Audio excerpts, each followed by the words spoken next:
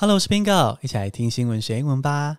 今天要来推荐一本好书，它是出本以来稳坐 Amazon 单字书榜第1名，最受欢迎的英语字汇书。这本书叫做《英语字汇力》，用1400个词汇打造精准沟通力。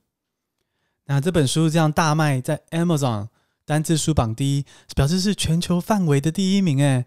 我也好想出一本大卖的书哦，不然每天做 podcast 都在烧钱。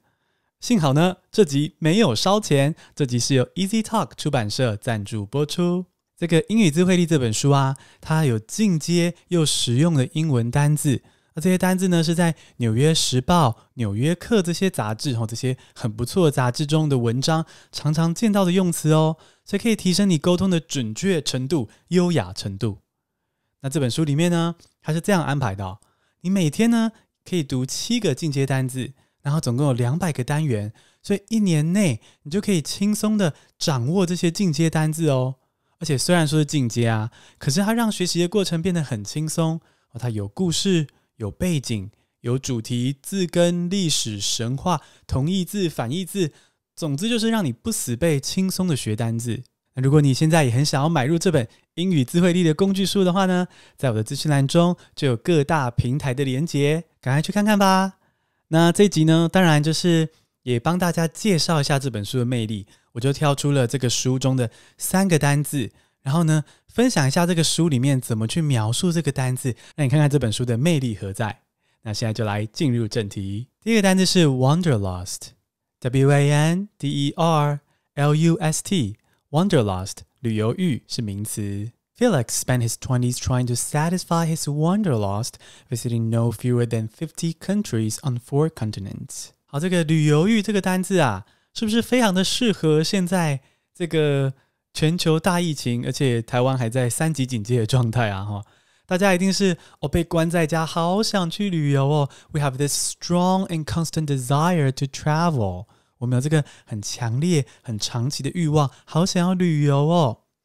那除了讲这么长的句子，说到 the strong and constant desire to travel 没有错可是呢，除了这么长的选择呢，如果你想要抽换词面，你就可以说 wanderlust。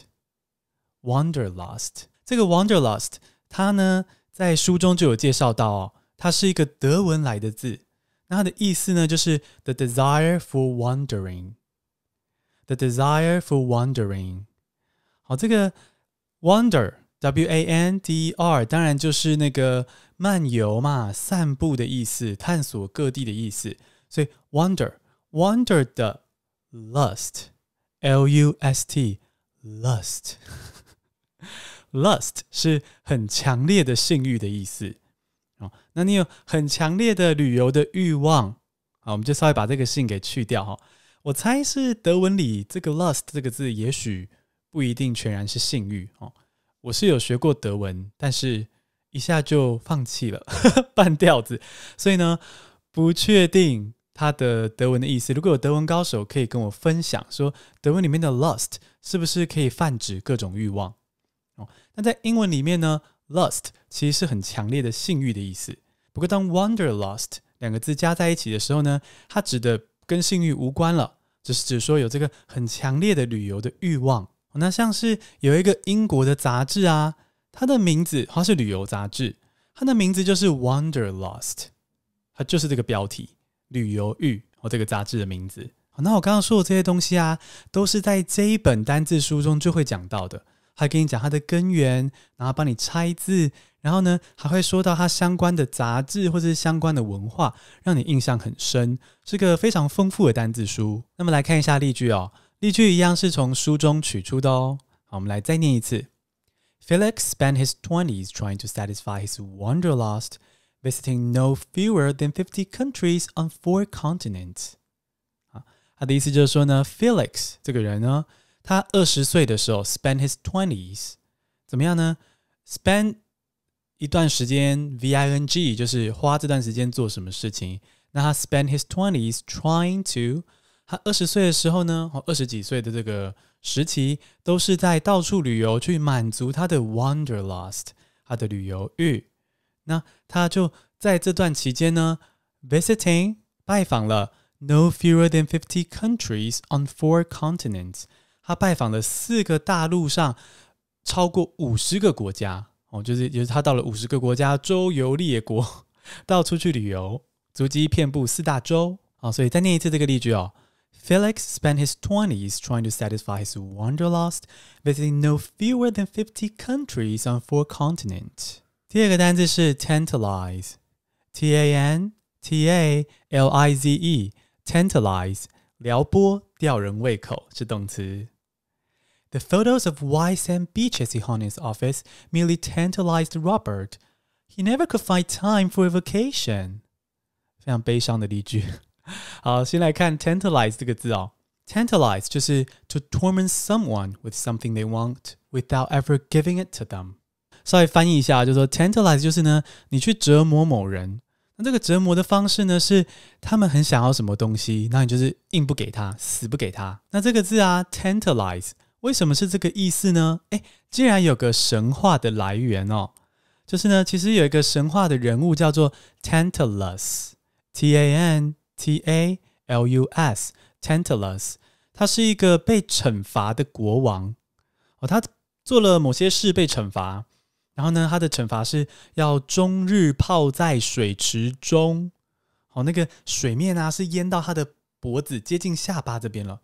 然后呢，他口渴的时候，如果想要低头喝水，水就会退去，不给你喝水这样子不给 Tantalus 喝水这样子。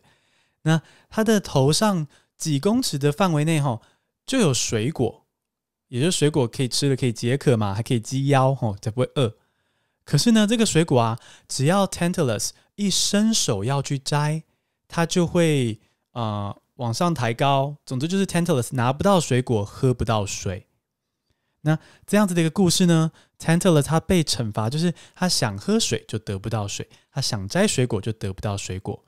有没有就跟这个单字一样 Tantalize， 你想要得到的东西不给你，然后觉得很折磨Tantalize， 所以 Tantalize 就是撩拨，吊人胃口的意思。那这个神话故事一样是这本单字书中就有直接提供给你的神话故事让你对这个字印象很深刻。那我们来看一下这个书中的例句The photos of white sand beaches he hung in his office merely tantalized Robert. He never could find time for a vacation. 好 The photos of white sand beaches 这应该很简单就是白色沙滩的照片。好，怎么样的白色沙滩照片呢？He hung in his office. 他挂在他办公室的白色沙滩照片 merely tantalized Robert. 只是 merely 是只是，根本只是在吊 Robert 的胃口只是在 tantalized Robert. 为什么呢？因为他根本没有时间去旅游He never could find time for a vacation. 他根本没有时间休假，怎么可能可以去白色沙滩上享受呢？所以那个图片放在那边徒增伤感，就是吊他胃口 tantalize。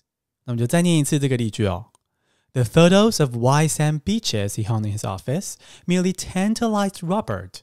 He never could find time for a vacation. 第三个单词是 restive, R-E-S-T-I-V-E, restive, 躁动不安的是形容词，比较正式的用语。The citizens became restive in the wake of the earthquake, their supplies dwindling and little relief on the horizon.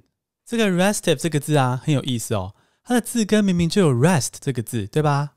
可是呢，它却是指躁动不安的不是让你觉得放松的跟 rest 休息的意象是正好相反。那也就是说呢这个书中也写到 restive 这个字呢，它其实是 restless, agitated 就是那种 anxious, nervous 所以呢 restive 的同义词是 anxious, nervous, restless, agitated。 那要真正有 rest 这个字的字根，可是又代表放松的形容词呢，是 restful 这个书中也是就直接补充出来咯 restful. If you say something is restful, it makes you feel relaxed and peaceful.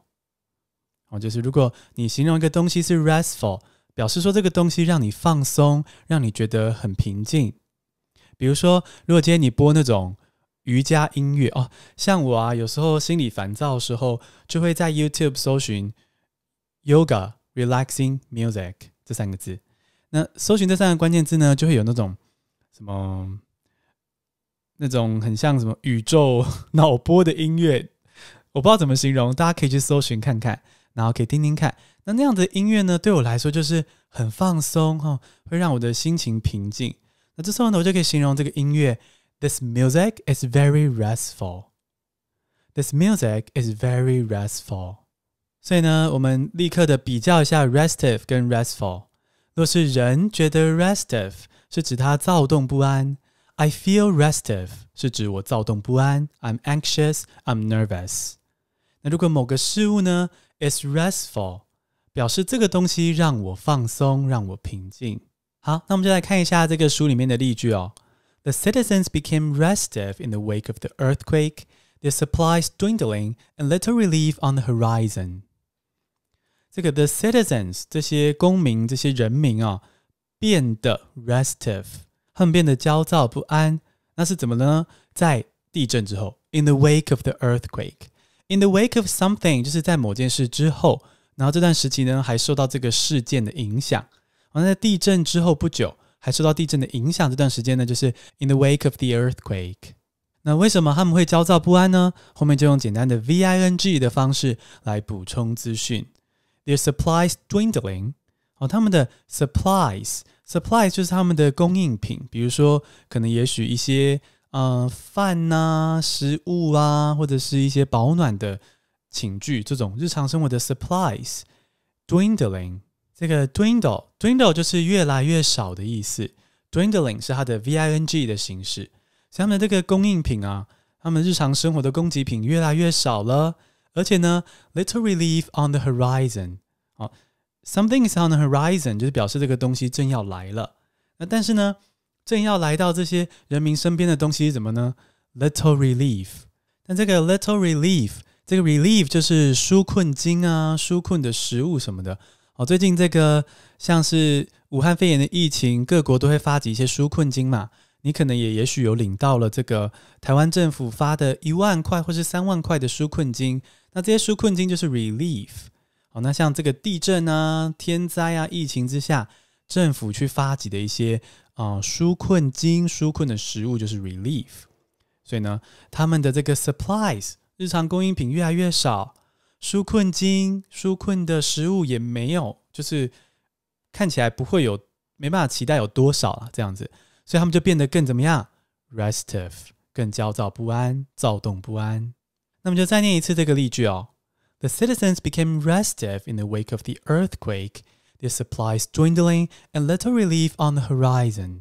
恭喜你，今天学了3个新单字，还掌握了一本优质工具书。学单字真的是不能死背。